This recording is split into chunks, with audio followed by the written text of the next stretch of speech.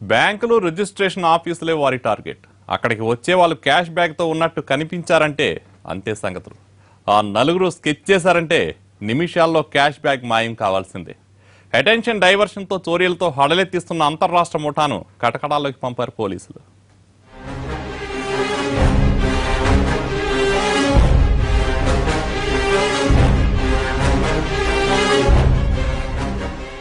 Money transaction ఎక్కువగా జరిగే ప్రాంతాలే వారి టార్గెట్. అందుకే ఎప్పుడు బ్యాంకులు, రిజిస్ట్రేషన్ ఆఫీసుల చుట్టూ చక్కర్లు కొడుతుంటారు. హడావుడిగా వచ్చేవారిని, కాస్త ఏమరపాటుగా ఉన్నవారిని టార్గెట్ చేసి పట్టపగలే దోచుకుంటున్నారు. చేతిలో క్యాష్ బ్యాక్ కనిపిస్తే చాలు కొట్టేయడానికి స్కెచ్ చేస్తారు. బ్యాంకులో డబ్బు డ్రా చేసి కారులో తెచ్చిపెట్టారంటే నిమిషాల్లో కాజేస్తారు. హైదరాబాద్ లో ఇలాంటి చోరీలతో హడలెత్తిస్తున్నాయి 3 గ్యాంగులు. అవే Nagari gang, Ramji gang, Guntakal gang. ఈ 3 గ్యాంగులు నగరంలో చొరబడి 3 కమిషనరేట్ల పరిధిలో అటెన్షన్ డైవర్షన్ నేరాలకు పాల్పడుతున్నాయి.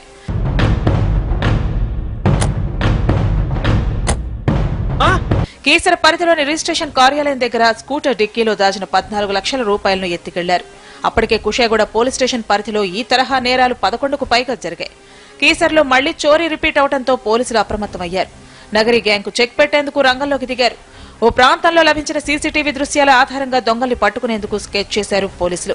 బ్యాంకులు, రిజిస్ట్రేషన్ ఆఫీసుల దగ్గర మఫ్టీలో తిరుగుతూ అక్కడికి వచ్చే జనానికి నిందితుల ఫోటోలు చూపిస్తూ నెల రోజులుగా దొంగల ఆచూకీ కోసం ప్రయత్నించారు. చివరికి నగరీ గ్యాంగ్ ను కటకటాలోకి పంపారు. 3 సంవత్సరాల నుంచి దాదాపు 100 అఫెన్స్ దాకా వాళ్ళు చేశారు. ఇప్పుడు నా లెక్క ప్రకారంగా 37 కేసెస్ క్రైమ్ నంబర్తో సహా మన దగ్గర ఇప్పుడు ఉన్నాయి. 23 కేసెస్లో రికవరీ కూడా చేయడం జరిగినాయి. దాదాపు క్యాష్ వచ్చేసి 17.88 lakh rupees క్యాష్, తర్వాత 10 తోలా బంగారం. Nagari gang, Guntakal gang, Ramji gang, ఈ 3 గ్యాంగులు ఒక్కో తరహాలో చోరీలు చేస్తున్నాయి. టార్గెట్ చేసిన వ్యక్తి టైర్ పంక్చర్ చేసి దృష్టి మరల్చి ఆ తర్వాత కారులో ఉన్న డబ్బును ఎత్తుకెడుతోంది ఒక గ్యాంగ్. డబ్బు తీసుకెళ్తున్న వ్యక్తికి దగ్గరలో కొన్ని నోట్లు పడేసి అవి మీవేనా అని అడిగి అతని డబ్బులు కాజేస్తోంది మరో గ్యాంగ్.